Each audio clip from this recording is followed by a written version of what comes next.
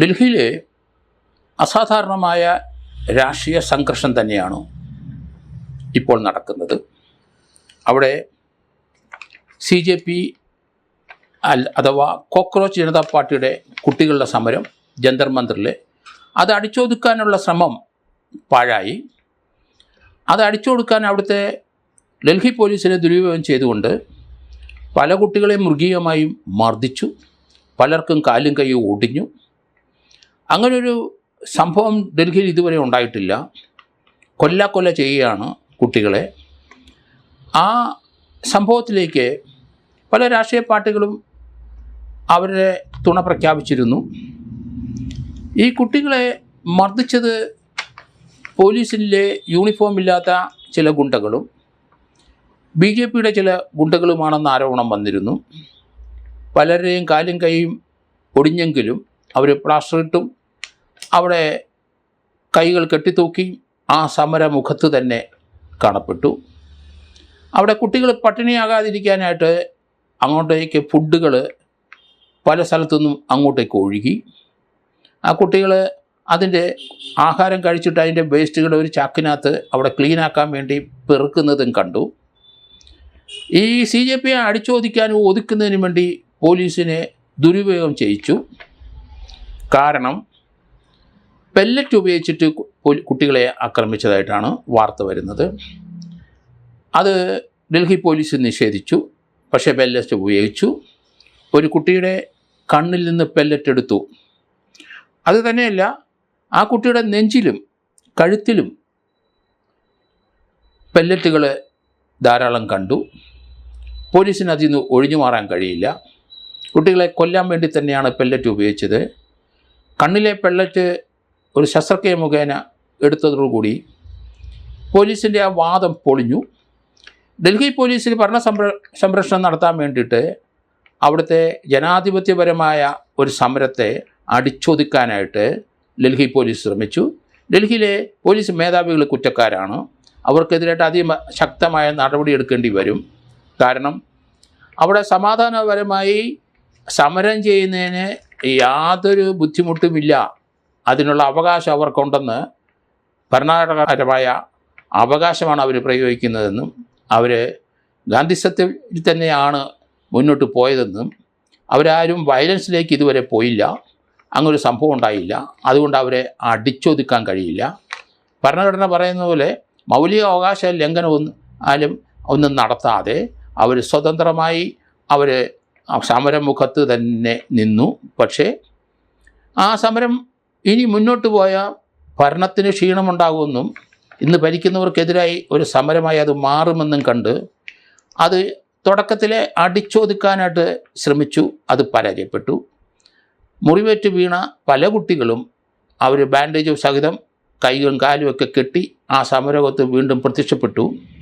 അവർ മരിച്ചേ മാറുള്ളൂ എന്ന് കേന്ദ്രത്തിന് മനസ്സിലായി. ആ സമരം അതിൻ്റെ 48 ദിവസത്തോളം മുന്നോട്ട് പോയി. ആ സമയത്ത് പല രാഷ്ട്രീയ പാർട്ടികളും പിന്തുണ കൊടുത്തെങ്കിലും കോൺഗ്രസ് പ്രതിപക്ഷ നേതാവ് രാഹുൽ ഗാന്ധി കൃത്യസമയത്ത് അവിടെ എത്തി. പ്രിയങ്ക ഗാന്ധി ഉണ്ടായിരുന്നു. Congress AICC secretary KC Venugopal എത്തി. ഖാർഗെയും എത്തി.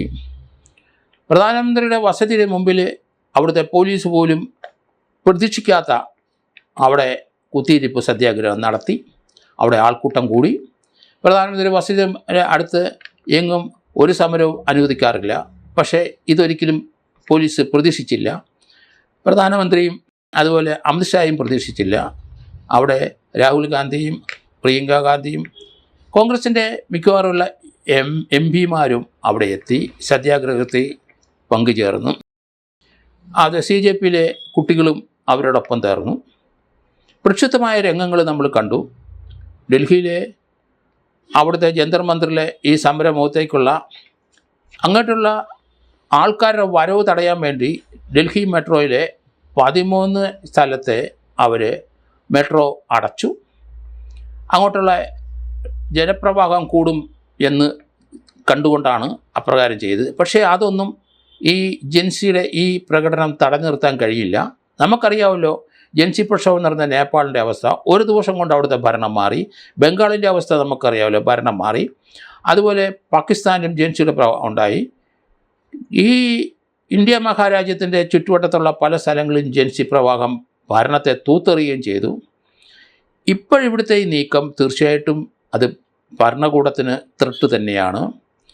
അത് പ്രശ്നങ്ങൾ സംസാരിച്ച് ഒതുക്കി തീർക്കുന്നതാണ് നല്ലത്, അല്ലെങ്കിൽ കാര്യങ്ങൾ കൈവിട്ടും പോകും എന്നാണ് എനിക്ക് തോന്നുന്നത്.